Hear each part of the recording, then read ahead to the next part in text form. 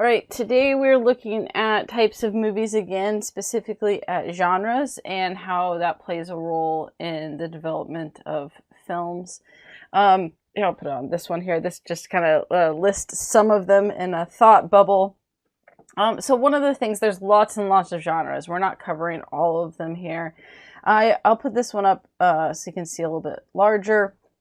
And this list here is not all encompassing because you have really two parts. You have the genres and then you have subgenres. And the reality is that most films are not a single genre that doesn't have subgenres part of it. In fact, a lot of films are made up of several components. Now, for example, the Lego movie, the point of looking at the Lego movie was that they pull from a lot of different genres that normally don't go together and use that as somewhat of the film's device to really move the story forward, play on those stereotypes of genres. So you don't usually get like a Western with a horror with a musical, right, with fantasy. That doesn't happen when I'm talking about that. Most films are not just a single large, like the main genre. Like usually most films aren't just, let's say, sci-fi, science fiction. That in science fiction it can have action as well. Or maybe it's a comedy sci-fi. So there is a difference between, the general aspect of films that are not usually just a single main genre, but have some subgenres with them that go together. Versus, like, again, the Lego movie, which was the point that they're intentionally showing all of these different genres that don't usually mix as a plot device, essentially, to the film. So, again, these are kind of like main genres here that you can see, and then there's subgenres in each of the main genres. So, right, if we put the genres here, this could basically be the main type, and then the subgenres are the smaller ones that tend to go under each genre with that. So of course, like action, adventure, animation, animated is its own. Now, this is another one, right? When you have animated films, those animated films often are also, they're a type of genre. So like it might be comedy, or it might be science fiction. A lot of times, animated films are, I guess you could say the category would be actually kids' films. And then under that, it's a comedy, which is the most common type of film for children. But you also have animated films that are not for kids, and then those can fit under science fiction or action or drama or whatever that way. So animated, even though it always is in this kind of unique own genre or category, it has to have, it doesn't stand on its own, right? It has another genre with it. And then you have comedy, drama, fantasy, and fantasy and science fiction often are connected. You'll see that those, while they are separate genres, they have a lot of similarities. So they are often, you'll see them combined, where I'll say sci-fi slash fantasy, because of their similarities. Same thing with action adventure, is that these are very similar in nature, and so they often are tied, well, action slash adventure, historical, horror, musical, romance, thrillers. And then another one that's a good example of connection is thrillers and horror tend to be mixed together, westerns and then hybrid genre. And this is what I was talking about with the fact that a lot of films are not one or the other. Now, there is a difference between just having subgenres that are connected to that main genre and hybrid genres where you're mixing two main genres together. So I know that can get a little confusing, but that's kind of the idea, is that you have these main genres, and then every main genre has subgenres that go with it. A hybrid is specifically saying that you're mixing two main genres together. So animated is often technically falls under the hybrid category, but it often gets put as a separate category because of the fact that, like, you have to have animated isn't really a type of plot, unlike the others that have, like, basically science fiction tends to have a type of plot and setting and character that goes with it. Animated could be any one of these in that sense, but with hybrid, it's more specifically looking at taking two of the main ones and putting them together. Again, the Lego Movie, well, you could put as animated and hybrid, it's still not the typical hybrid because it's not just putting two together. Again, hybrids tend to, there's not about like mixing all the genres together, where the Lego Movie tried to put quite a few genres together. So that's just to say that, like, genres can get complicated, if you will, and where they fit. The other thing that's interesting with this, though, is that we tend to just by popular culture and existing, without even having to like go over what we're going to go over today, if you ask most people, they can identify what type of movie, what genre a movie is, just from usually watching a preview of the movie. And I mean, really, unless the preview is trying to be tricky about their genre, that's the goal of the preview, is to give you a sense of what the movie is going to be about and what genre it is. But because, we have, grown up watching films that they're connected to popular culture and life, there are key factors that we're going to look at that help us just pretty quickly identify what type of genre, because these are in things, and it's not just films, right? It's in stories, in books, in comic books, in graphic novels. It's in every kind of narrative that exists. In any kind of form, you have genres. So we're very much inundated with these. And so these are familiar things that are very usually easily identifiable. There are a few films that intentionally try to be obscure about the genre that they are, but that's its own thing. For the vast majority of films, like I said, if you asked any person, showed them a quick preview of a video and said, what type of film is this? If they don't know, what genre, they'd be able to tell you, because these are, especially the list that's here, right? We'll see with a couple of the subgenres, those sometimes people may not be familiar with, some of them, but as far as the main genres, people just know these because that's a part of life. That's a part of that structure. All right, let me go back to here. So this one's a similar one too. This one, you have epics that they added. So again, the point and crime films, that was not in the other list. And the point of why I put both of these, right, where you could see this one here, besides the fun animation and quick descriptions of what the genres are, is that this list here has some ones that the other one doesn't, because there are a lot of genres of this. Certainly not completely inclusive here.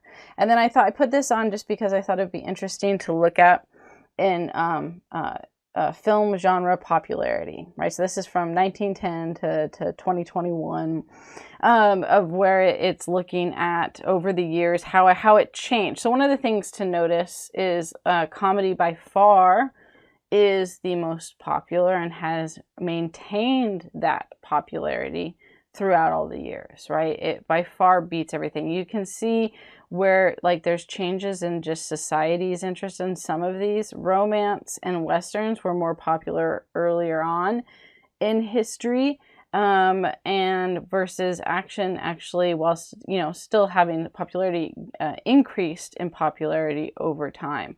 Same thing with, if you look, documentaries were not as big of a genre in the earlier years, although you could argue that some of the early films were these kind of mini documentaries, unintentionally perhaps, and certainly without the commentary and style that we come to think of documentaries today, but that documentaries are more popular now than they've ever been.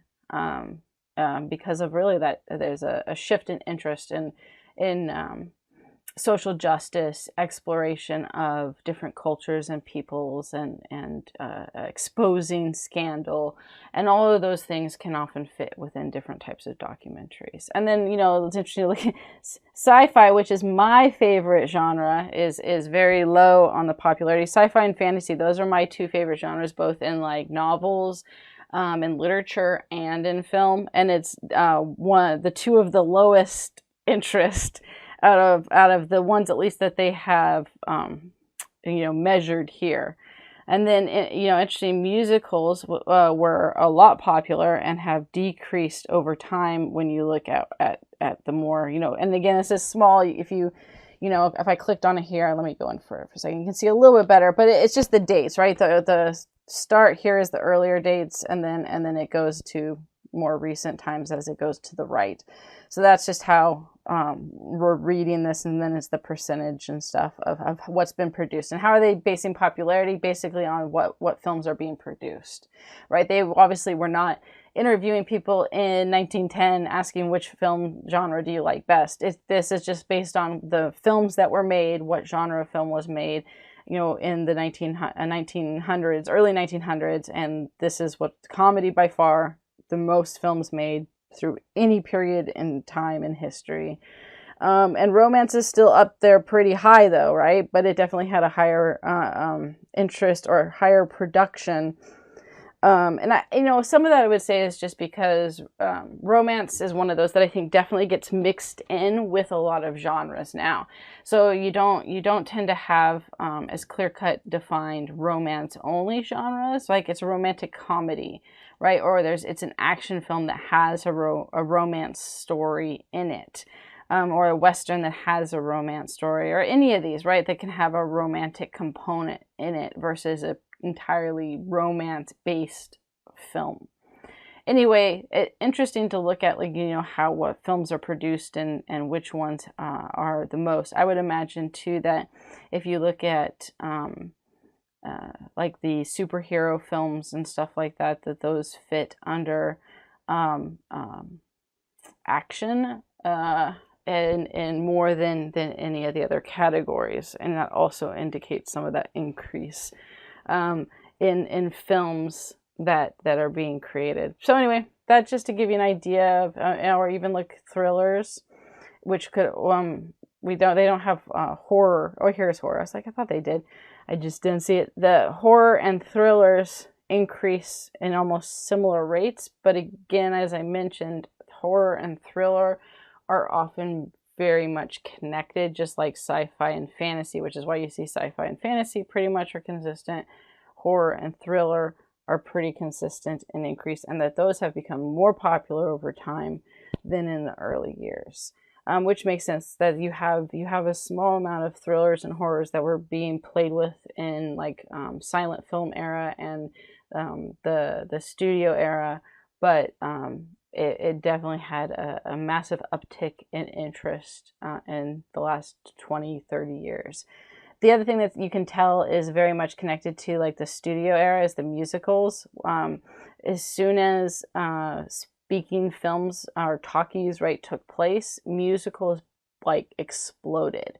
And you can see this massive uptick of those during that time because it was, something that could be explored that wasn't able to in the past, and that has declined over time, with musicals being less created in interest than other types. But it is interesting to also look that the comedy stays as the main interest in all of that. Okay, so that's that part that we're going to start. So let's look at just a little bit here. Let's going to go to it. Sorry, let me pull this down here. Okay, so with genre, then we can look at kind of how it was established and defined. And I'm not going to rewrite the categories or types of genres, right? Because we just looked at that now. And again, the big ones, all of that on the PowerPoint kind of gives you that good list of the most common Actually, let me just write so we have it here in the notes too, because it is good to be able to recognize the most common genres of what you have, right? So Western, horror, these are two big ones. These ones, then we're going to talk about both Western and horror. They are some of the, I would actually say even science fiction as well. Those are some of the most distinct types of genres that are usually really easy to define and identify. Right, comedy can be, even though it's obviously one of the most popular ones, can actually be harder to sometimes define, along with action too, depending on where it falls into the subgenres that are being used. So these are the big ones: Western, and then drama. And then there, like I said, there's a whole bunch of other ones underneath this. Those are just some of the main ones. And as I mentioned, you could put horror and thriller equally, and sci-fi and fantasy. And that those definitely kind of are somewhat interchangeable in that sense. So how do we define genres? How did they get established as categorizing these? Well, it can actually go back all the way to Aristotle's Poetics, and what he wrote there actually explored, and this was in 350 BCE when this was written, and it explored the two kind of main categories that he defined at the time of organizing plays and written literature into, here we'll put the categories, into two areas, which were comedy and tragedy. And these are definitely the big two for Greek theater. You can basically put all of their plays and into comedy and tragedies. In fact, there's you can buy I have two books. I studied a lot of Greek literature, including plays, and I have two big books on Greek comedy, Greek tragedy, and that's what they're most known for. Those were the most popular that were written and created. Greece was very big on plays, and not just writing them, but performing them. For example, the Romans went to Greece when they were in power to perform and watch plays be performed. An interesting story with this is so that they were known as the definitive society on playwriting and performing. Rome had their own amphitheaters and colosseums that not only were for gladiators but for plays and stuff. But still, and even though Rome conquered Greece, the Romans are funny because they hated the Greeks, but they loved Greek culture, and a lot of Roman culture is actually just plagiarized or copied, if you will, from Greek culture. They would have Greek slaves that would be the wealthy Roman citizens would use Greek slaves as their children's private tutors for school. And in fact, in early Rome, of the Roman Empire, you had, and actually just before the Roman Empire, through the early Roman Empire, many Romans were fluent in Greek because they actually saw the Greek language as superior to Latin. So just before the Roman Empire. And then by the time of Augustus, it was transitioning to Latin and less people knowing the Greek language. But through most of the Republic, especially the later Republic, any of the wealthy Romans, they knew Greek. A good example of that style of that, just to give you an idea of how central Greek theater and these two genres were. Nero was a Roman emperor who fancied himself an artist, in many different things, in singing and playing various instruments, and in acting. And he somewhat delusionally had this idea that he was this amazing actor, and he took this training seriously. Like, he had tutors and coaches to help him become a better actor and singer. He supposedly would like put rocks, large, rocks. He'd lay down and put these large rocks on his chest to strengthen his chest. He gargled with garlic water, apparently, as it would help with his throat. Which there were things that talked about how he had really bad breath because of this. But he went to Greece to perform in these plays, and it was a competition. And of course, though, he was a pretty bad Roman emperor, and he didn't mind executing people. So you did what he said. Essentially, people feared him, even though he was also slightly crazy. And he had his yes men that would go around and with him to this performance, and he insisted on entering the competition and told like the organizers of this in Greece that, like, he should be treated as any of the other competitors, which of course wasn't going to happen. And then he would have his yes men that would stand up and clap for him and demand encores, while also watching that the rest of the crowd not only participate in clapping and celebrating, but they would pay attention to who stopped clapping first or didn't look enthusiastic, and those people could potentially end up getting a visit from his enforcers, which could be, detrimental to your health. But one of these competitions, because the yes men kept, doing the encores, and everyone else was like, I'm not going to be the first person to stop clapping, he kept going. It was and basically refused to leave the stage and held people there, and so people couldn't leave. There were stories of people fainting, others faking illness or death to get out. One woman gave birth in the amphitheater. After they got wind that people were faking their deaths, they actually had the soldiers stab someone who supposedly had died to make sure that they actually had. Like, it's crazy. Like, that's the extreme. But it showcases he went to Greece to do all this, right? He could have just done this in Rome, but he looked to the Greeks with admiration and as the professionals and experts in playwriting, and the competitions were mostly through Greece and stuff. So what they produced were comedy and tragedy. So he had the two categories, right? This is what he defined, and he said that there was, like, how do you define these? How do you define the categories of comedy and tragedy to know, what they are? And essentially, it's that one way is through the elements that they contain, which would be such as narrative, what type of narrative is being told, the structure of the play, and different themes, themes and motifs. And then the second part is essentially what could be considered you could put this into actually two categories: the presumed effect on the audience,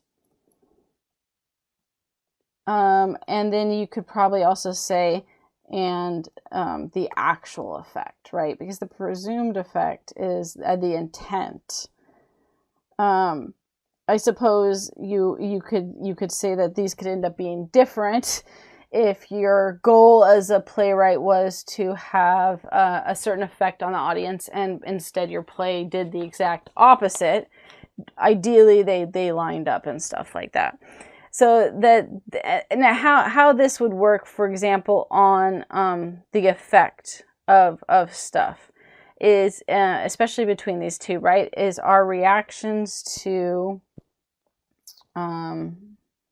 comedy and tragedy are distinct, and also hang on, it's not wanting to write, are distinct and different. Oops. It's a problem when I write it down and then there we go. our reactions to comedy and tragedy are distinct and different. And so just from, and again, I think this is why you need both presumed and actual effect, because, but the presumed is based on how people have actually responded to this. So we recognize, if we've seen a tragedy or comedy, you know, based on the structure and content and plot, but how the story makes us feel is a huge part of that. Right? And you could say the other place where we're saying tragedy here, I'd say horror is a really good example of that. But the you know, of course, a comedy is going to make us feel jovial and happy and kind of exhilarated potentially. You feel cheery after a comedy. A tragedy can make you feel melancholy, sad, unhappy, depressed, somber, thoughtful, right? And so that you have just by observation of how the play in this case, or the genre of comedy or tragedy impacts our emotions, can actually be one of the main deciding factors in determining, you know, how or which genre it fit into. And it's certainly how he was able to say, well, this is how you can clearly identify these two genres, because they are very, very different in the outcomes, as along with the plots and settings and things like that, right? So that with this, right, over 2,000 years later, those same basic principles are in play with film. And so, you know, that we can recognize like genre film by that formula narrative, the elements and the effects on us. And this gives us this sense. For example, let's put it, we'll put it as 3 here, because it's still what I'm going to give the example of goes under this. So for example, if we look at a Western, right, you can take from that, the based on, if we're looking at the elements and narrative, that we're going to be able to define a Western and identify it as such with certain features like cowboys, outlaws, which would be, you know, the characters of that, gunslingers. So characters play an important part in that. The setting, the idea of course, tumbleweed and wide open spaces or saloons and kind of certain style of town, of those kind of, it reminds me of like the gold rush towns, the boom towns, these ones that are kind of out in the middle of nowhere that kind of have just sprung up, and you have the main drag, the main center town with the buildings on either side, and then the stretch of road in between, right? You see that with the wooden frames and the style of sign, you immediately think Western. Horses and wagons, right? If you have a bunch of those, that's going to give you a time period, which also Westerns fit into that. And then, of course, with gunslingers, there tends to be gunfights. So just from these elements and narratives, right, you can identify that genre. Likewise, if you look at horror, for example, while it's going to have a sense of element and narrative, we can put those there. You also have an important part of the effect, right? That actually plays a larger role, just like tragedy, right? I can identify tragedy and comedy from that effect, even if you don't always have the settings. Horror can often do the same. You, of course, have those types of things where you're going to have elements of the settings are like the settings in Westerns are more narrow. Horror can take place anywhere, but that you get a sense of suspense in whichever setting it takes place, a sense of dread, fear, right? That these emotions play into that. Okay, so that's kind of like the history, I suppose, of that. So let's look at some of the genre conventions before we look at some examples. Oh, sorry about that. I touched it with the palm. I recognized the palm of my hand and moved it. So genre conventions, and then we'll look at just a few of the genres, because obviously we can't cover every single genre. We'll take a little bit closer look at a few of them. So there's different types of genre conventions that play a role in that. So let's look at the main conventions.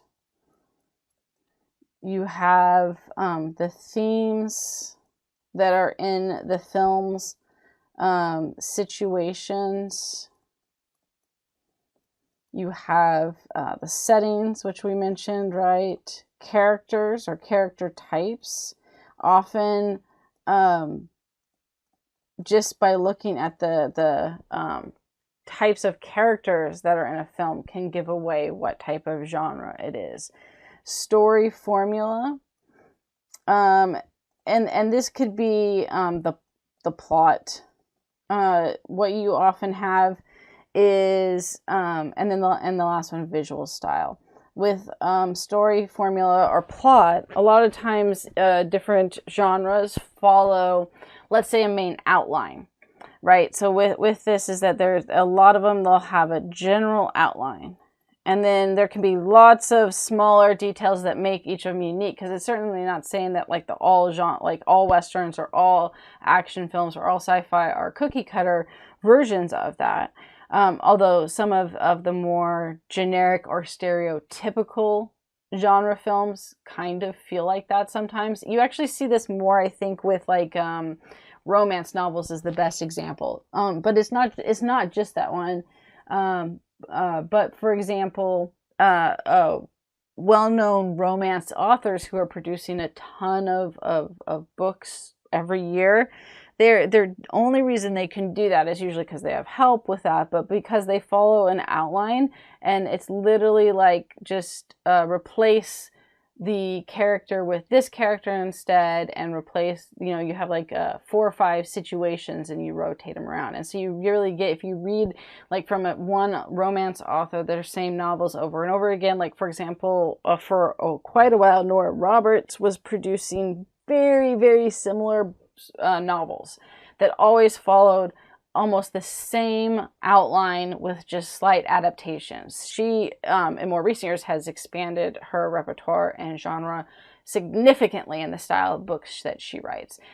John Grisham is another one who is an author who writes like lawyer novels. What genre that fits under is probably somewhere between. It's not really crime, but suspense.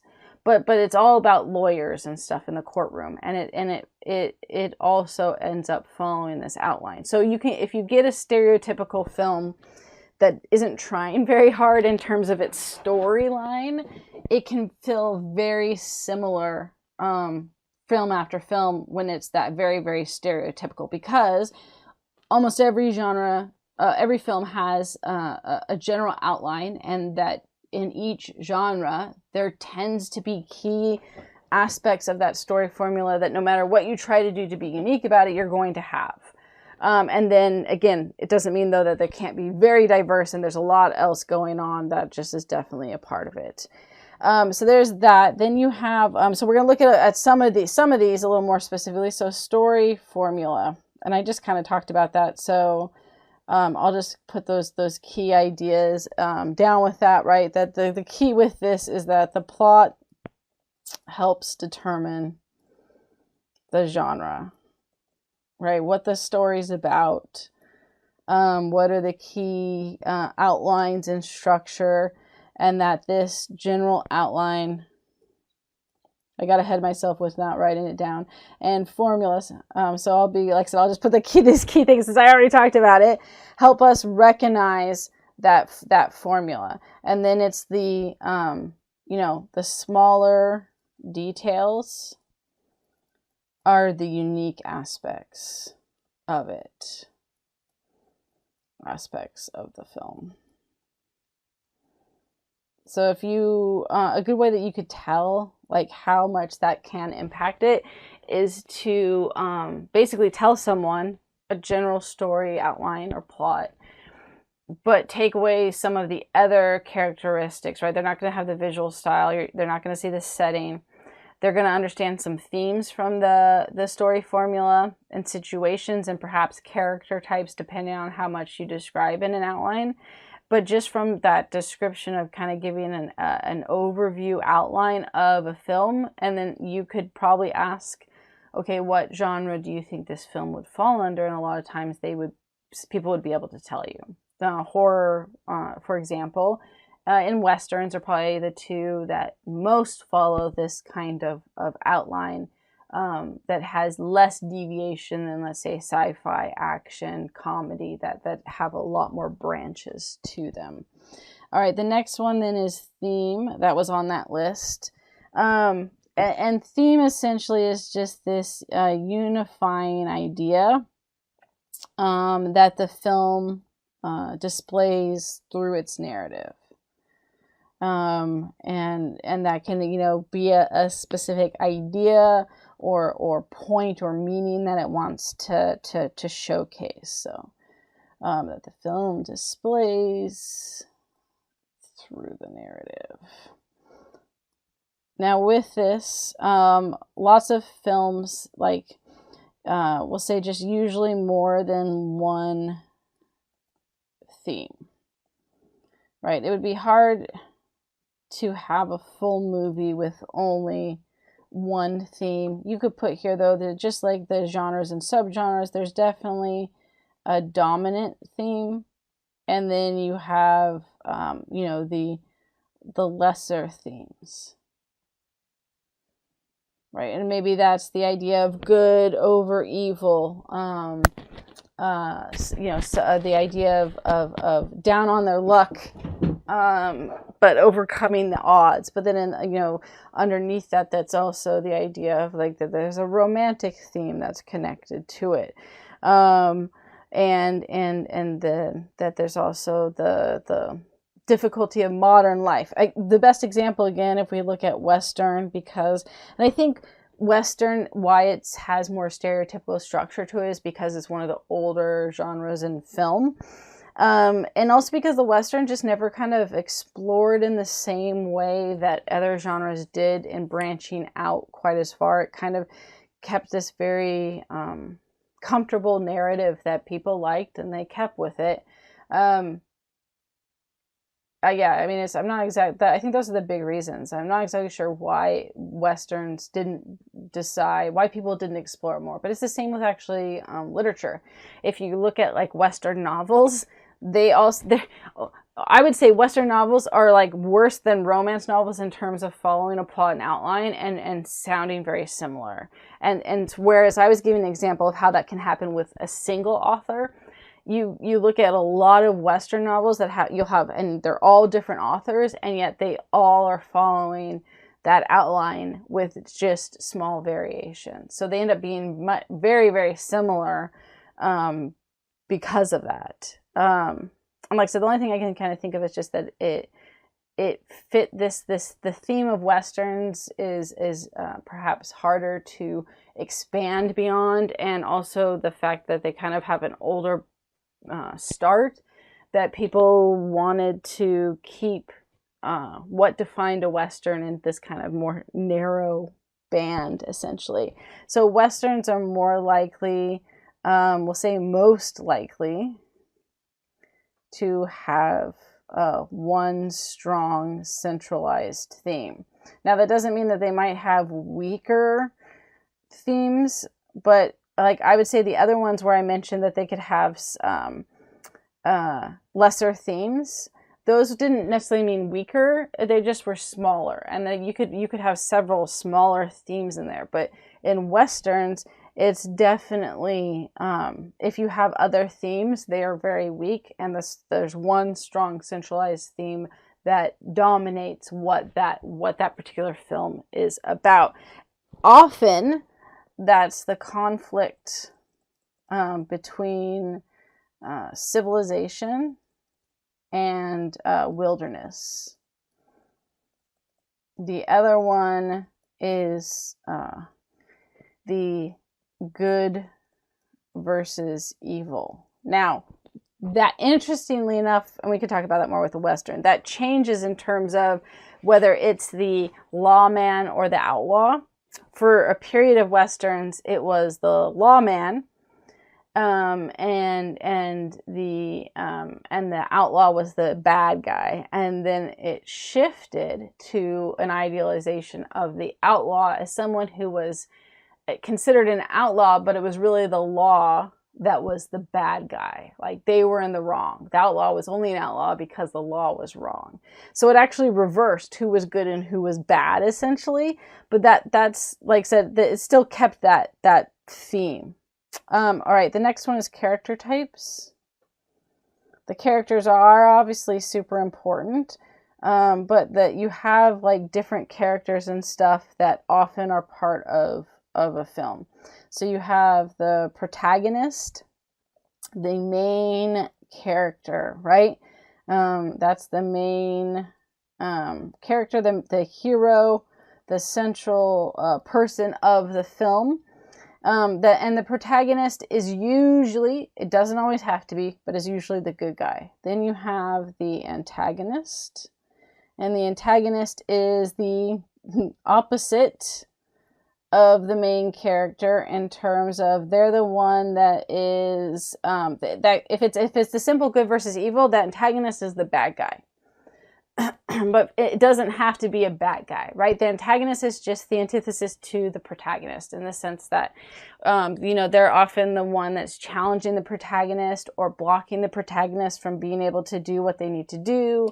It can be the bad guy, but again, it doesn't always have to be. And when you have certain films that play on antagonist and protagonist, and actually the antagonist is the good guy, and the protagonist ends up being the bad guy. But those ones often are like, you don't know that when you start the film. It's like kind of that surprise ending as it flips the script on what we expect. We tend to expect, based on convention and plot and storyline, that a protagonist is the good guy, antagonist is the bad guy. But those films play on that and stuff. But again, they don't have to be evil.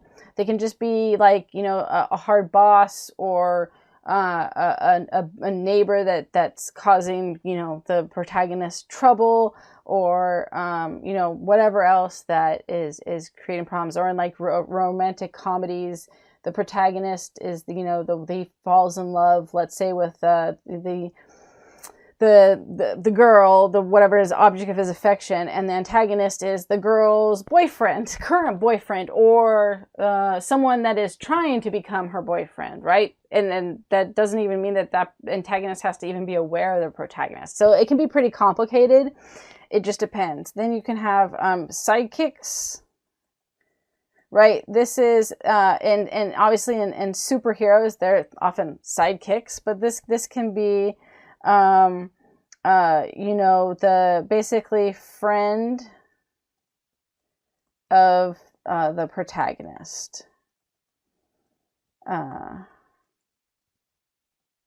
I was like trying to think of that's probably the best one. Is it can be friend of it can be a super, it's basically that they help the main character, so they don't always have to be friends. It depends on what it is, but they're there to help the main character. They're the smaller part of that, but they often play an important role. And then of course love interest is often in there as well, as part of if there's any kind of romantic component, then you're going to have a love interest in that. Each of these characters usually provides clues to help you identify the genre, right? So based on a Western protagonist is going to kind of be the person that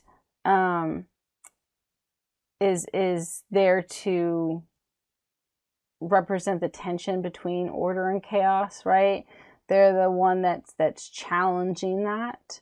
In horror, right, the antagonist is the monster, the serial killer, the bad guy, the person that's causing the demon or spirit, right? They're the ones causing the psychological trauma on the protagonist. I would say in horror, it is most easy to identify the antagonist, because unless again there are horror ones where they intentionally don't let you know who's committing the crimes. Like Scream would be a good example of you don't know who the killers are for a lot of the film. And so that in part though, that's the unknown antagonist. You know they're out. You know it's just the unidentified antagonist, I suppose. There's killers. The people are being killed. You just don't know who the killer is. So the antagonist is still there as the unidentified killer. But it's only at the end that you know which character was the antagonist, right? So that was a little play on that. But obviously, if you have like a horror film where there's, or like horror or thriller one with Predator, for example, the predator that's going around hunting the people and killing them in gruesome ways is the antagonist, and no one is like, oh well, maybe they're the good guy, or maybe they're the main character, and unless the film is intentionally trying to make you think that and then twist it. But again, most of the time, while there are films that do that, that's not the common method. And then setting is often huge in terms of clues, right? And setting is just the location, places in the film. And so based on just that visual, this is what gives us the visual clues that can then help us figure out what genre we're in. So for example, right, in science fiction, you're going to have space or spaceships or aliens. Often there's lots of technology, right? Maybe a lot of sci-fi is futuristic. So if you have all this crazy technology we don't have, right, the future settings, all of these would give it away that this is science fiction. If you see an alien, it's science fiction. Now there's the Mars Attacks was like a type of comedy sci-fi. So it's a little bit different because the comedy had a higher emphasis, but in large, like I said, you see a spaceship, you see people in space, you see massive futuristic technology, other worlds. All of these things are going to indicate science fiction pretty quickly, just like with Westerns, right, are going to, if you see tumbleweed and horses and so the saloons, right, it's going to indicate very quickly it's Westerns. Settings isn't always easy though, right? Where settings can be more difficult are in comedies and dramas, because and even action, right? The setting alone isn't going to give you enough of a visual clue to figure that out right away, compared to some of like science fiction, Western. You're going to historical films. Those settings are going to just immediately give away what genre it is. So it's not, we can put that here, it is not always immediately defining, depending on the genre, right? So that does need to be taken into account, is that certain genres, the setting is going to be one of those things that kind of just gives it away right off the bat. And then there'll be other ones that it takes longer. Okay, we're on 3. So I'm going to show you a PowerPoint real quick, and then we're going to come back and look at, we'll say, examples of genres that we can break it down. And the first one we're going to look at is, in more detail, is the Western. But if we come back over here for a second, come on, PowerPoint. Here are even more examples of things. So we talked about, right, setting, plot, characters, although they have stock characters. I'd say just characters in general. Stock characters are just even more obvious and stuff that way. Theme, that these type of things. There are other aspects as well that can play a role. I kind of talked about the ones that are I suppose most obvious or most immediately helpful in identifying the genre, but as you can see here, there are a lot of other types. And I would say, so they put plot, subject matter, and content often is connected to the plot. Mood, right? That's going to be that's definitely one with horror, where we talked about how the effect on emotions and how we feel and stuff like that, right? That's going to play a role. But you can also have, I mean, and really any of these things, that it's this kind of repetition and reoccurrence of any of these that plays a role. So narrative events, certain types of genres have like kind of defining narrative events, which also can go to the plot and the outline, that almost have to be there unless you're trying to challenge that genre. Stars, this is one I didn't mention, but it does play a role in terms of the actual actors, right? I would say less so now, but for example, if from silent films you saw Charlie Chaplin or Buster Keaton in the start of the film, right, you knew that this was a comedy, and almost always the kind of slapstick style of comedy. So you not only just from the actors in the film, you got the genre and the subgenre almost immediately without even having to watch anything. And then also in the studio era, as we examined, right, the studio area locked stars into specific genres and rarely had them expand beyond that. And so during the studio era, you would also know, I mean, that's why they did this, is because for many people, it was they knew what they were going to see. If I was going to go see a film during the studio area that had this specific star, I knew for sure that that was going to be a musical, or that was going to be a romance, or that was going to be an action film. And it was like this kind of comfort in knowing for sure what you were going to go see.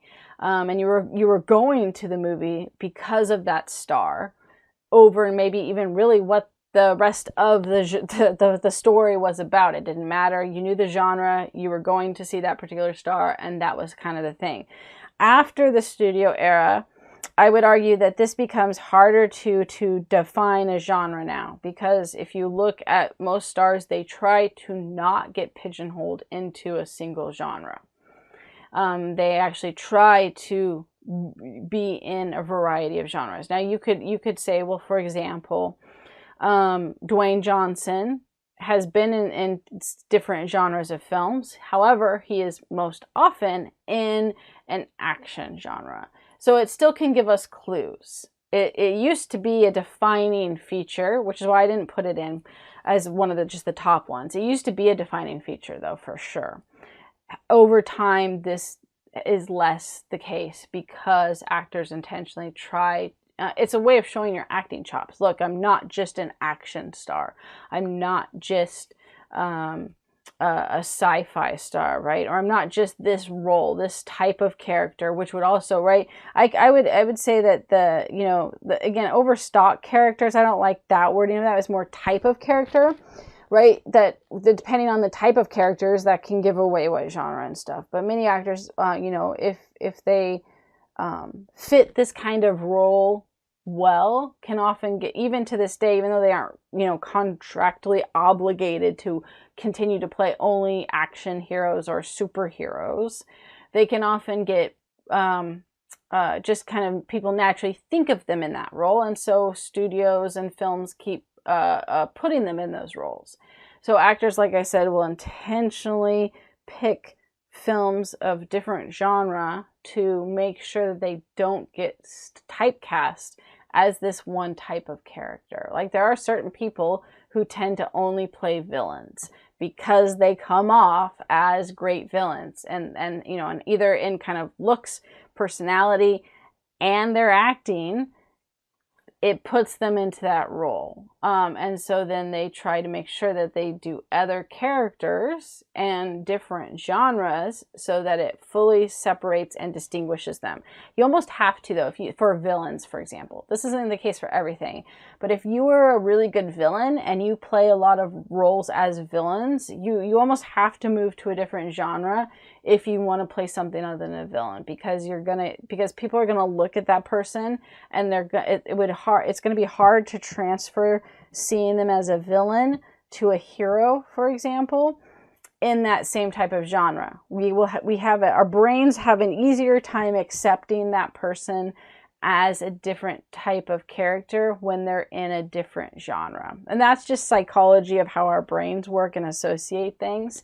But all of that plays a role. So again, that's kind of the difference with the stars there in that aspect. Okay, so let's look at the Western genres and kind of the structure and stuff from that. With Westerns, and what it says here, right, is that it is one of the older genres that has existed some of the longest, which is why it has the most kind of recognizable plots, characters, elements, and why it's also the most stereotypical in nature is because of this. But there are subgenres to the Westerns. So you have the epic Western, the singing cowboy, spaghetti Westerns, contemporary Westerns, revisionist Western, comedy Westerns, post-apocalyptic, you do have some. It's the idea of, right, that it really is apocalyptic or disaster film, which can fall under sci-fi fantasy, more often fantasy, but does to sci-fi sometimes. But it would also be a Western in the sense that because of the apocalyptic nature of whatever happened, people are living back like they used to in Western life. The one that kind of reminds me of it, it's not exactly a Western, and again, this one's kind of loose in terms of where it fits. But The Postman is an older film, and the idea is, I forget the exact. It's been a long time since I watched it, but like it was either nuclear or EMP. It knocked out all of the electrical technology. And so everyone was kind of like, the postman was delivering mail like the Pony Express, essentially on his horse, to different towns and settlements and stuff like that. And everyone, while it wasn't a traditional Western in that sense, you have elements of the Western in it. Sometimes that can be like that people, I guess the Book of Eli would be another good example of having those Western elements in a post-apocalyptic kind of structure. So that one is a little, that one I'd say is a little loose in terms of it's not always defined as a Western, but has Western elements in it. Okay, let's go back to here. So with the Western then, let's look at the elements of a Western. So, of course, one of the, oh, there you go, wasn't wanting to move. The cowboy, that character is the most defining characteristic. The idea of and with a cowboy is usually it almost, I can't even think of a film where it's about cowgirls, right, or women. The defining characteristic is specifically a man with a gun and a horse, right? These are kind of the defining characteristics with it.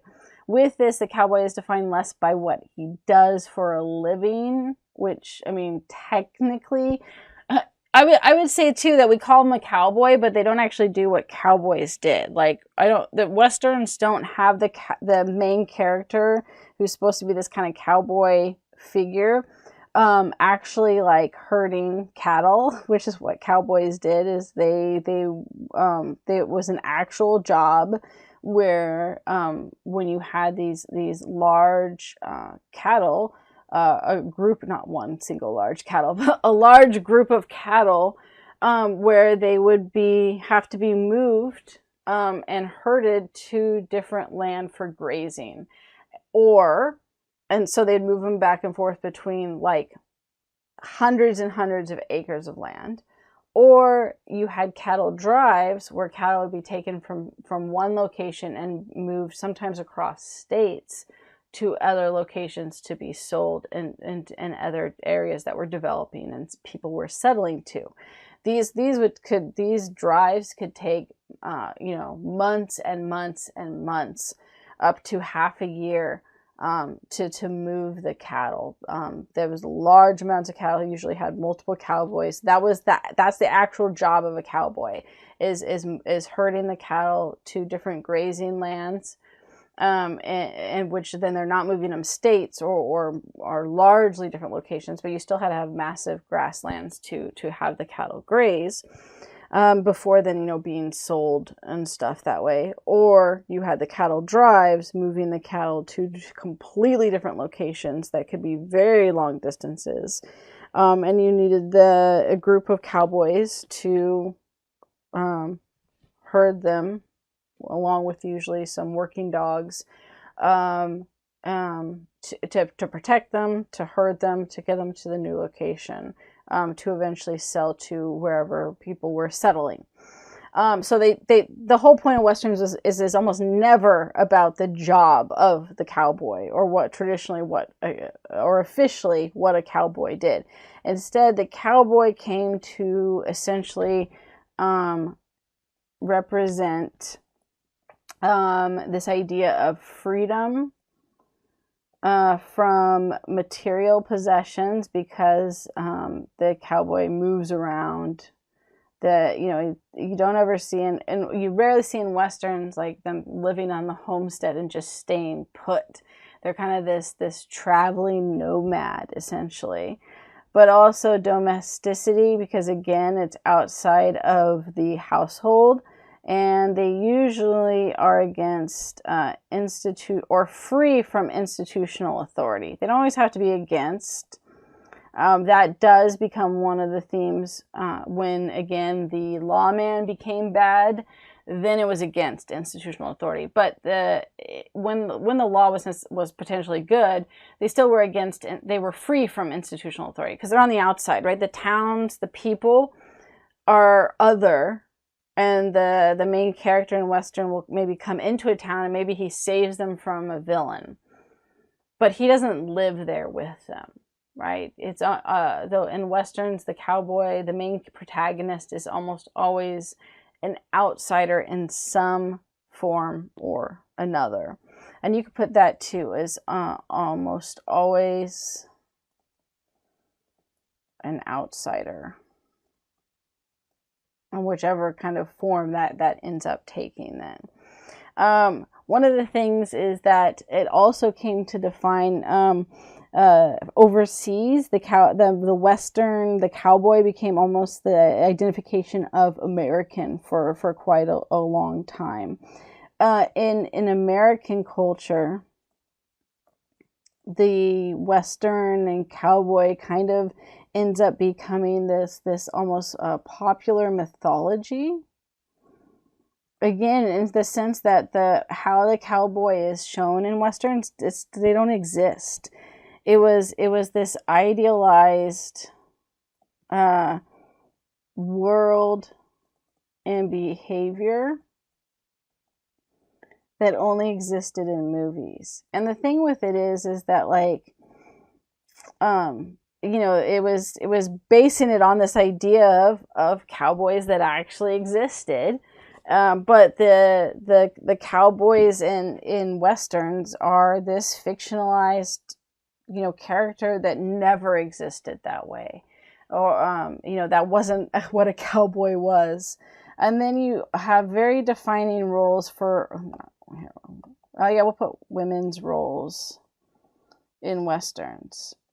Women's roles in westerns and their kind of character is different than what pretty much every other movie out there. Women are rarely the object of affection, right? They are not the affection. They are not the love interest.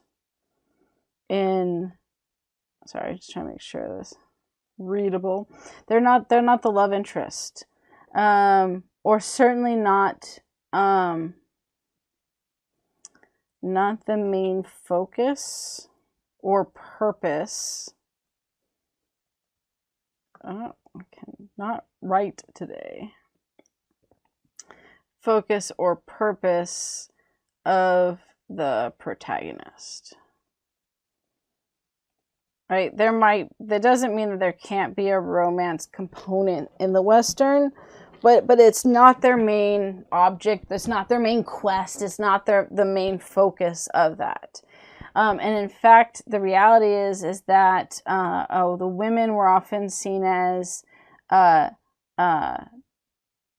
distractions or civilizers, right? So that they actually could be a threat of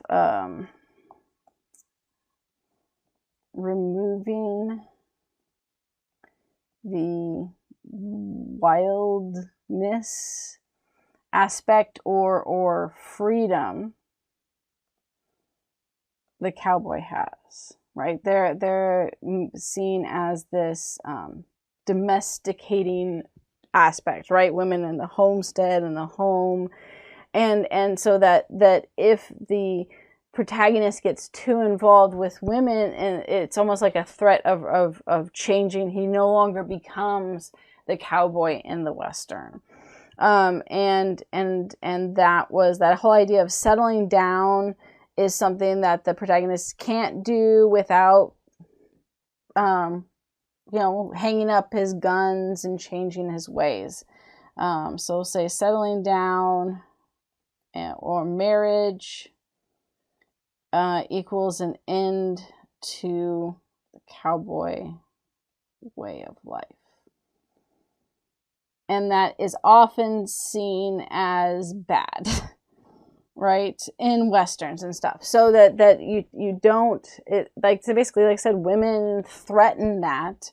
And that is very much a unique or a very distinctive aspect of Westerns compared to other types of genres. So then the setting in Western, again, and I already mentioned this some in kind of the introduction of this, is very distinctive.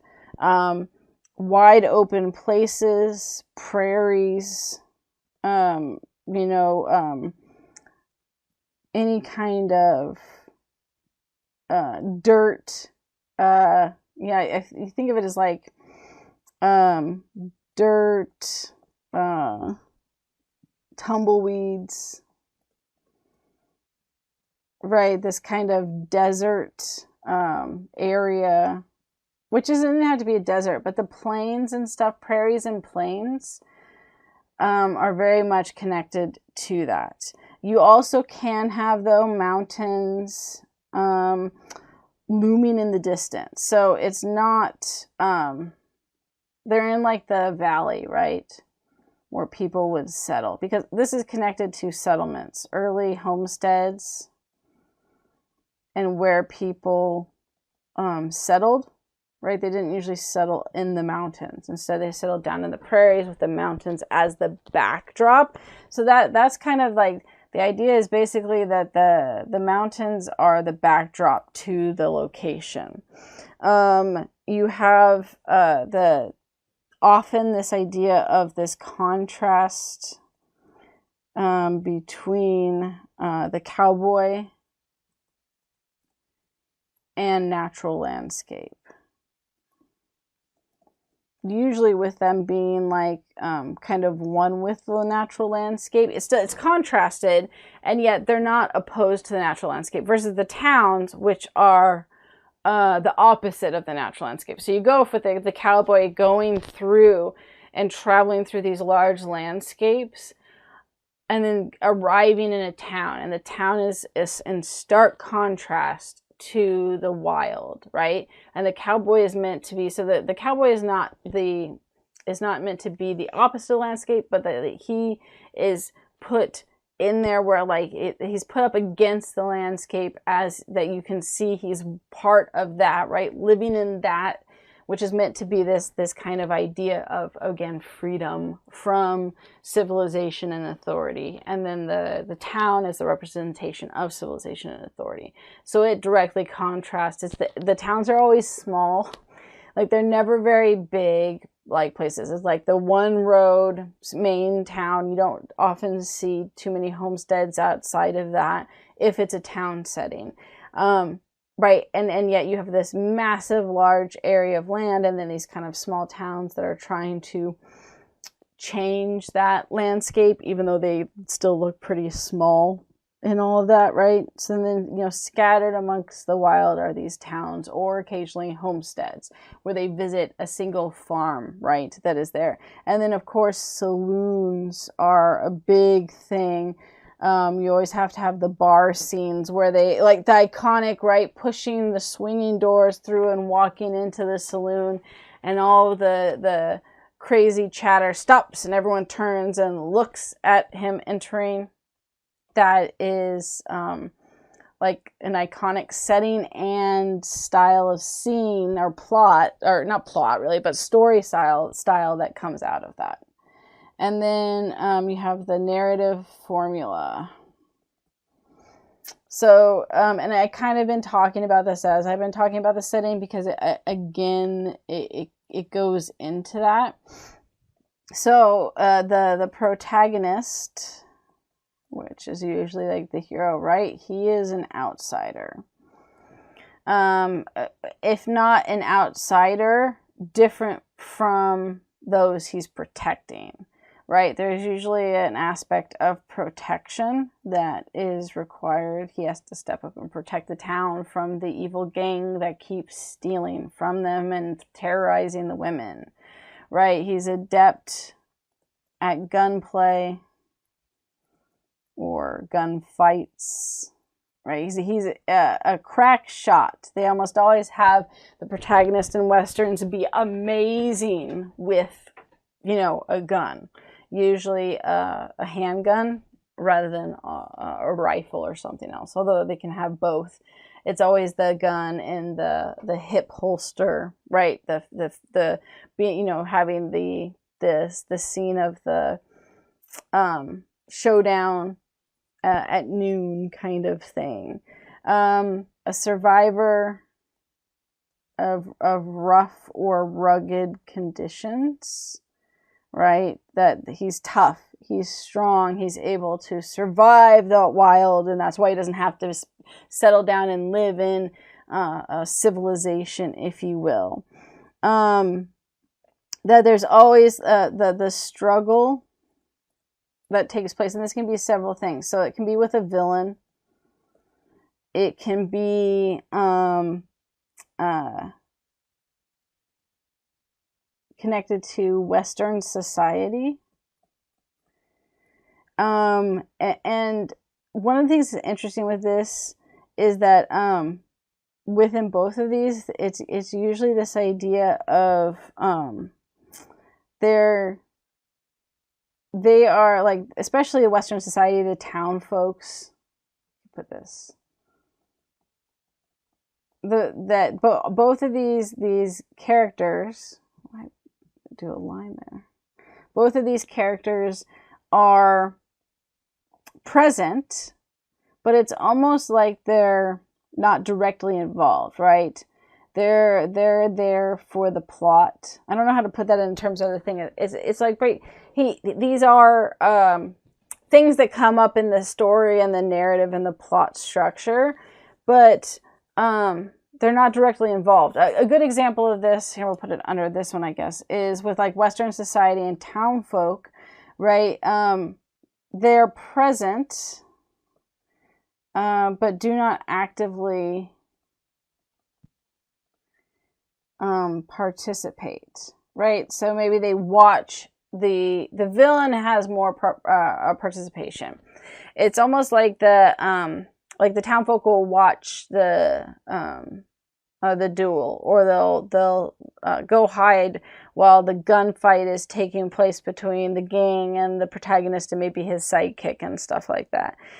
And so they're there, but they're not as active in the actual scene. And then this idea of fights in dusty streets. You got to have all that dust that pops around as the horses are riding. The struggle of good and evil. Hang on. My battery running low. The struggle of good and evil with that. Well, that's why they're fighting. To protect the town against the bad guys, get that plugged in.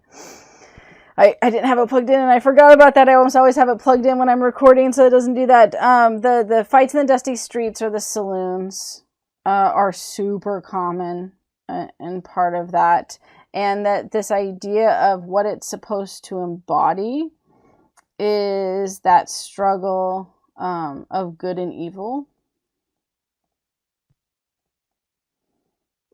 And that's that key over that, or justice. That the fighting has sometimes it's vengeance too, but the fighting has there's a larger purpose to all of this. Okay, so that's the Western. The next one that we're going to look at is horror, and again, this one is probably the next most common in terms of identifiable aspects of being able to identify the genre pretty easily. And that there's definitely, I'd say horror is the idea that it hinges on this predictable reaction to visual, audio, and narrative elements. So there's basically an expectation of, we'll say, reaction to predictable, visual, auditory or audio, and narrative elements.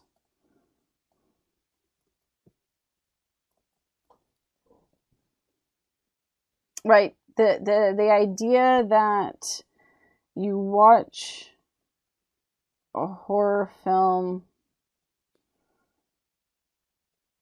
because of the impact it has on you emotionally or psychologically. So yeah, we'll say psychologically, but like the idea of mentally, right? It either has an emotional, psychologically. So we'll say with this, right? It has an emotional or mental impact, and that's the point of it, right? It that is a key aspect of that. Really, the stories in horror films target specific fears, right? So the stories focus on human fears. That's what gets the emotional or mental impact for it. So, for example, and there's it can be anything. Often common with that is fear of the unknown. That's a big one. Human frailty, right? So that, people get injured or die easily. Fear of dismemberment. I feel like that should be a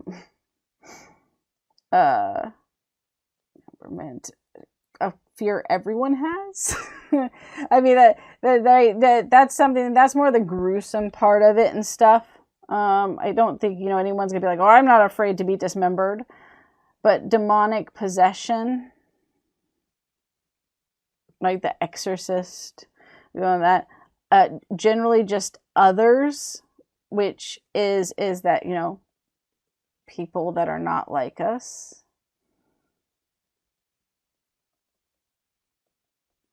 That, and specifically, not just not like us, but threaten, our life, our idea of the world type of thing.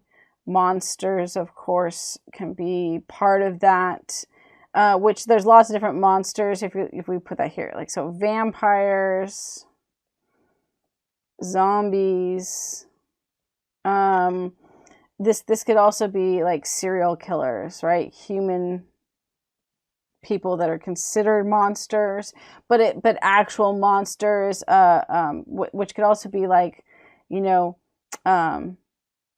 other beasts, let's say, right? Whatever that could be anything. The Loch Ness monster could be a monster, right? Any type of monster, but also vampires, zombies, things like that. Disease can also play a role in that, and especially in the idea of like the plague or some kind of mass disease that's killing off people or infecting people can play a role in that as well. So it's very much playing off of fears with that. Now, the horror doesn't have to be supernatural. You also have, so let's say non-supernatural fears. Now, serial killers would fall under this one as well.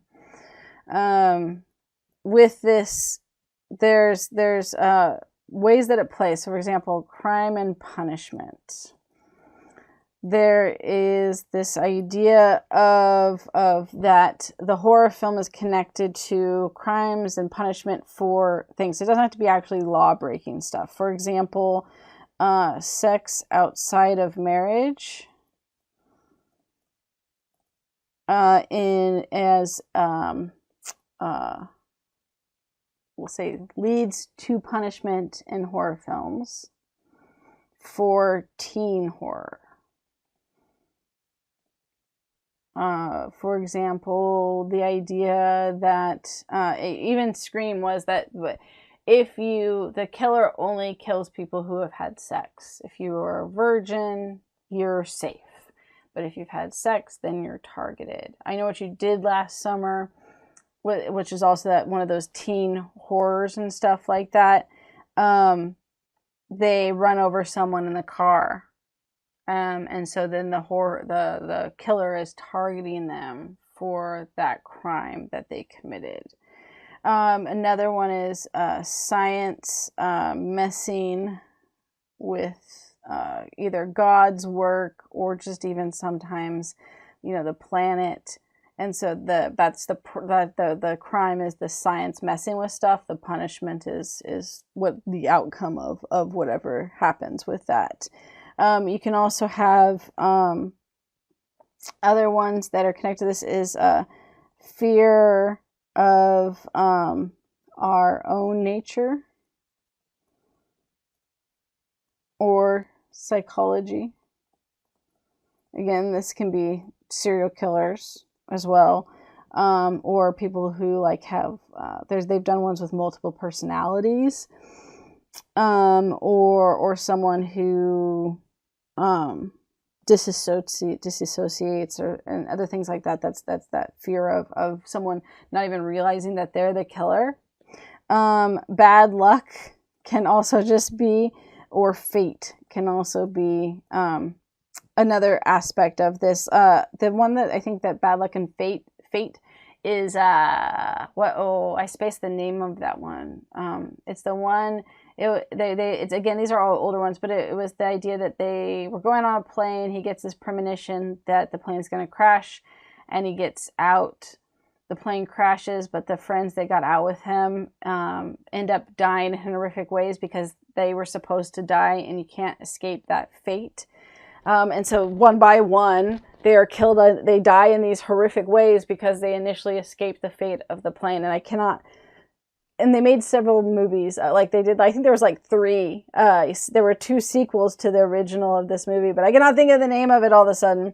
But that would definitely fit into that aspect. All right. The next thing then, we're on 5 here, are we'll call it kind of basic horror plots. Okay, so for this you have the world is threatened by the arrival of the other. Now, it doesn't have to be the whole world, right? It's the world of the main characters. It can be the whole world, but more often than not, the world is not all-encompassing. It's the world of the main characters is threatened by this. Another basic plot is that monsters must be vanquished or destroyed. Zombie, vampire ones fit into that really obviously. One of the main plots is that the protagonist is the first and often only person to recognize the problem, to recognize that there is a killer on the loose, to recognize that there's zombies around, that recognize the problem or something is wrong, right? And it takes a while for other people to believe them and recognize it as well, right? That essentially we could put these ones under this, but that their warnings are initially ignored.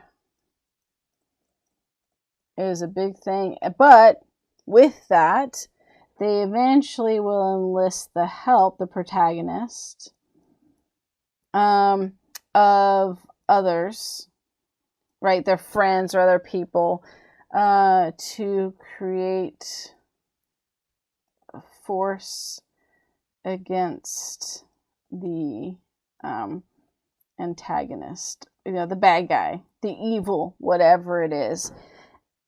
And then it usually is that the protagonist then destroys the other, or thinks they do. So initially the thinking they do was meant to be more of like making it a little bit scary at the end. Of course, a lot of times the things they do now is so they can make a sequel. But so yeah, it basically it's very common now, like, oh, Michael, like Halloween, right? All Michael Myers, how many times has he died? Like an insane amount of times, right? And they just keep making sequels with that. So you think he died, and then he just doesn't die. And then setting, this is the last part for this one here. This is pretty short, but there's 2, because again, the setting can be pretty broad. The location, there's not going to be identifiable like places like the Western. Instead, it gets in the idea of the normal world, which is, that can be, right, someone's, home, like hometown. So hometown or actual home, or familiar place. Or it can be just anything that's seen as a regular place, right? The average small town, reunion, the protagonist going home back to where he grew up or she grew up, right? Or you get the rural or foreign place. And the reason for this one is that it's meant to be isolating. like in the normal world, you almost have like a hometown advantage idea, right? You have the protection comforts of things that are familiar. In the rural or foreign, right, you we'll say lacks the protection and comfort of home. So for example, in like there was one horror one about Hostel where like travelers end up getting kidnapped to be auctioned off to people who could do whatever they want to them, right? But you're in a foreign country where you don't necessarily speak the language, you don't have friends you can fall back on, or family, or just even the knowledge of location. Also, rural isolates like that as well, right? All right, so that's the kind of key aspects of horror. What did I have? B. Okay. So now we are looking at science fiction.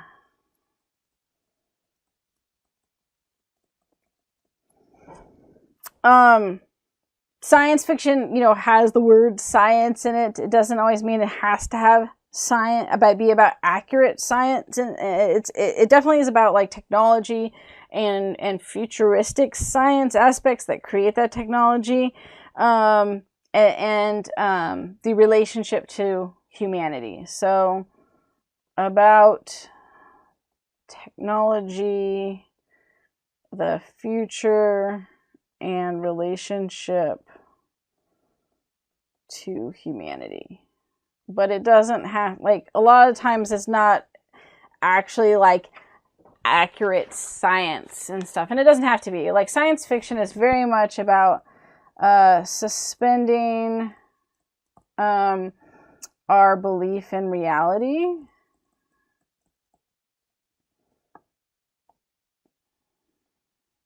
for these futuristic worlds, for what's possible, right?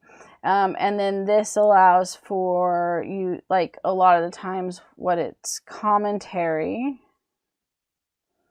the film, on social, political, and philosophical issues.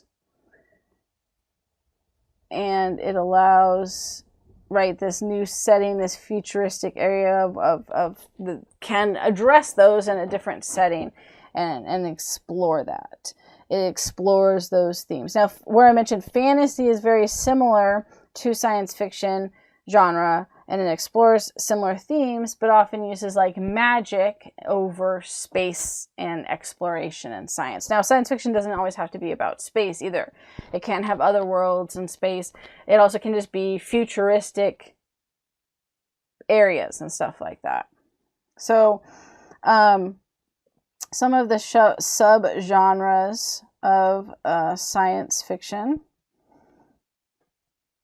that are very common that you see, like, again, because science fiction usually has to have a component of one of these kind of sub-genres in it. One of the very popular ones is apocalyptic film, which of course is about the impending disaster of some kind. And that is either pending or has happened. It can have that, right? This can be an alien invasion that is about to occur, but it also can be about a nuclear war. It could be about the MP, right? How like you evolve from that. Now the MP sometimes moves more into like an action one or Western because it ends the technology, but I have seen ones where they do that and then new technology emerges. A pandemic, natural disaster, right? And you get, and this will fall into the next one, which is dystopian and stuff, but the idea of with this is the idea of that technology plays a larger role in these films, and so one that technology either, aids or is the source of conflict or cause, right? Like, that we created and engineered a disease that created the pandemic, or nuclear war, right? That is self-created and created the state of war, or because of an alien invasion, it's the technology we create to defeat them. One that's very similar to this is the dystopian film. I don't need to write film for each one. Dystopian subgenre is similar, but with this one, it's really the apocalyptic one is that it's this impending disaster most of the time. Dystopian one is already that the disaster has already happened, right? So it focuses on the bad state of the world, or the idea, right? The disaster has already happened. So that all of those other things already have taken place, and because of this, right, the world is usually negative, negative, harsh life in existence, right? Things are, it's the idea that things are bad. And then you have, the protagonist tries to fix the major problems of this world, right? Whether that's challenging the bad people that have taken over, the society that has been structured because of this, the oppression. There's often this will come with the idea of government and oppression and fighting against that. Well, again, there's similar themes to the apocalyptic films. It's definitely this idea of here we can put that under what the protagonist tries to fix and stuff. Repression and oppression, right? But repression of individuality. The idea, often this idea of uniformity at the cost of human rights.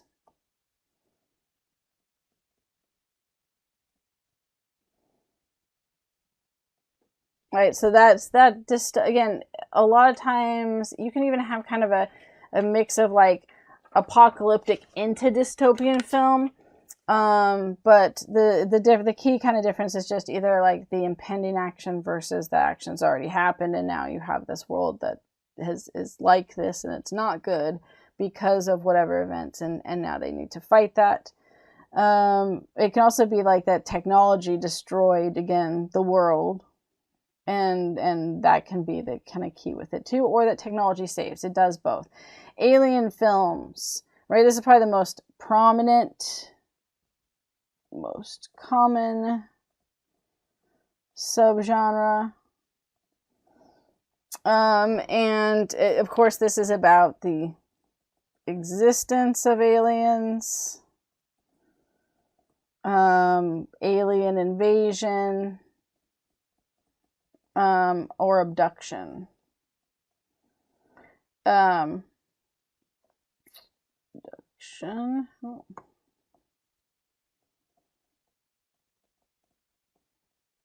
This is, so there's a couple of different ways with what can happen with this. There can be a government collusion or cover-up that takes place. And so you got to fight against the government and stuff like that, although it can go the other way where the government helps. There's definitely an emphasis and theme on the either coexistence between humans and aliens. So, right, coexistence. And these ones, right, you have a lot of science fiction ones that are about a bunch of different peoples, alien races living together and coexisting of humans and aliens. So it doesn't have to be disaster, right? That's where the existence of aliens and stuff like that. So the coexistence of humans and aliens, that can be very much an aspect of it, and how, modern technology, Star Trek is a good example of that. This idea of technology, coexistence of humans and aliens, and then there's just the traditional bad guys that exist from this. And it doesn't have to even be, I think the key with this is that the central plot does not have to be about aliens,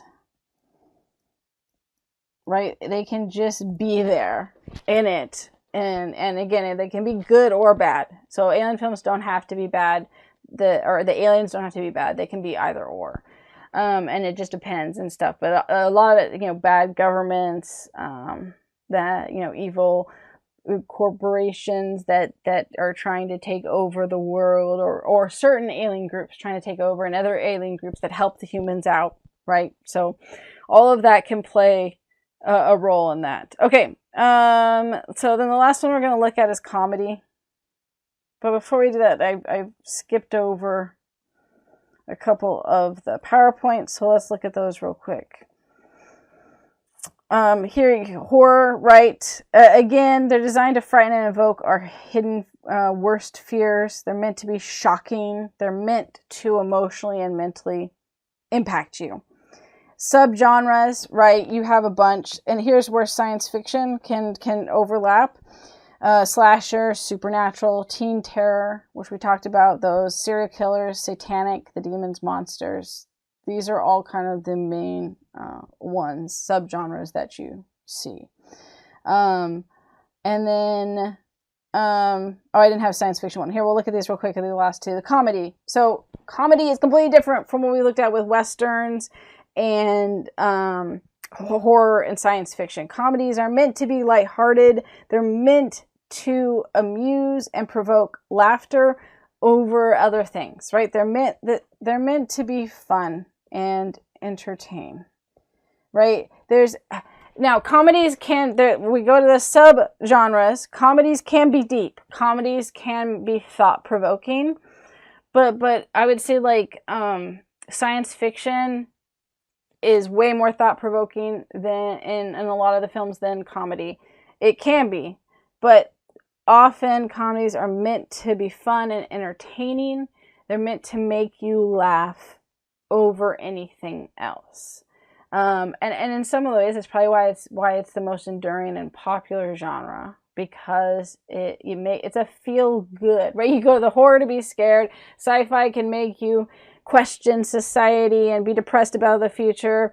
Western, isn't as common that people go see in the same way anymore. But comedies you go to just have fun and feel good about that, right? Okay, so then the subgenres: slapstick, screwball, spoofs, parodies, romantic comedies, black comedy, satirical comedy. Those two are more thought-provoking than the other ones, right? Slapstick is about this was with the silent films, is all about the physical.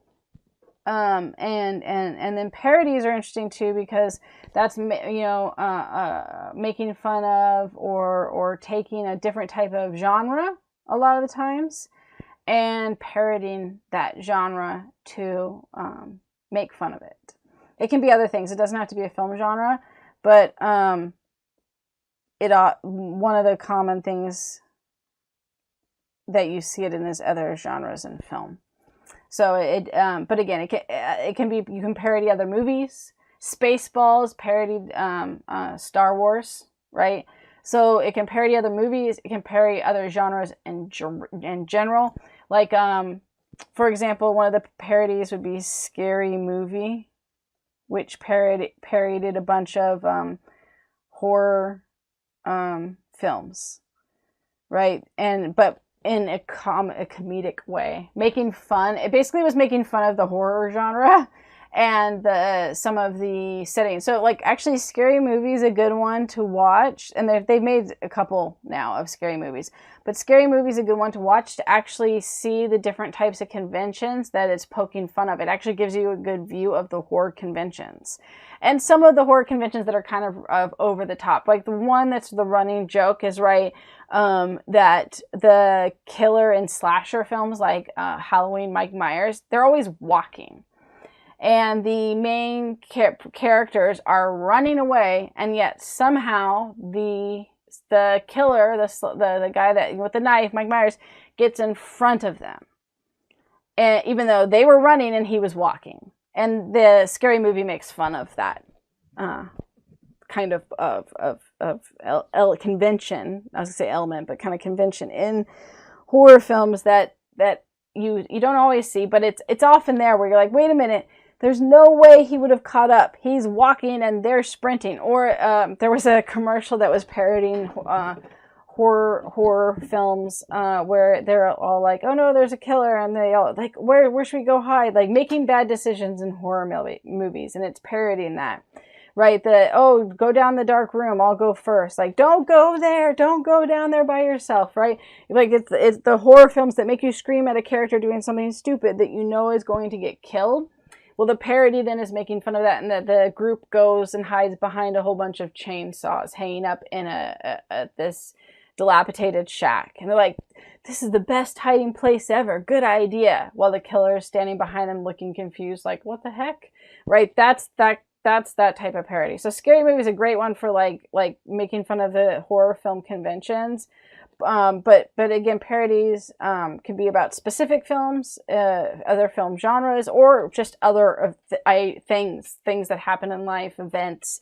It's can be quite large scale in what it can include. I'd say the most parodies tend to focus on parodying other types of genres. Like there's mockumentaries, also do that with documentaries and things like that.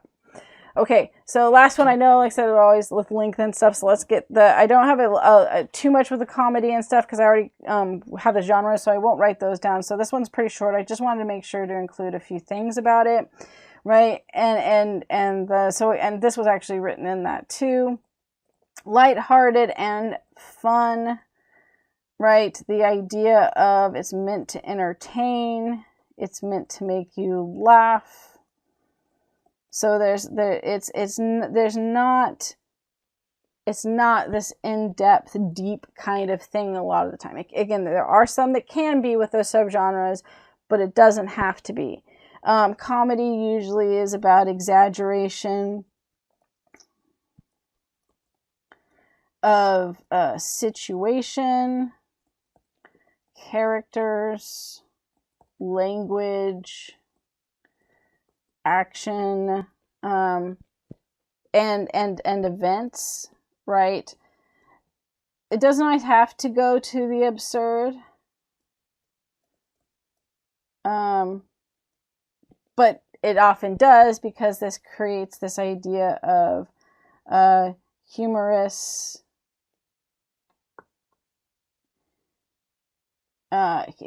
just humor in general, right?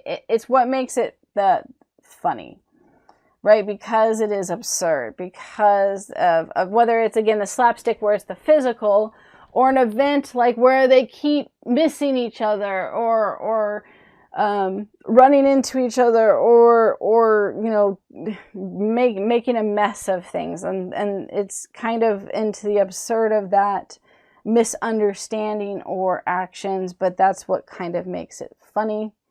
Comedies often are about observations of certain things and examining them in a way that makes fun of them, but again, not to be cruel, just makes fun of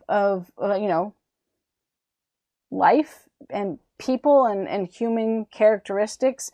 So that's looking at what could be the foibles of how we act, frustrations of life. It can be about observing the day-to-day life and events, right? And a lot of this, it's also how to escape that stuff, right? Usually, oh, and relationships. Relationships are often a big part of comedy, right? How we interact with friends, how we interact with love interest, all of that. Usually comedies have happy endings, because it's often not a comedy if it doesn't. Right? So that you're left, the goal is that you're left feeling good at the end of the movie. And, so the idea that everything is resolved in the end.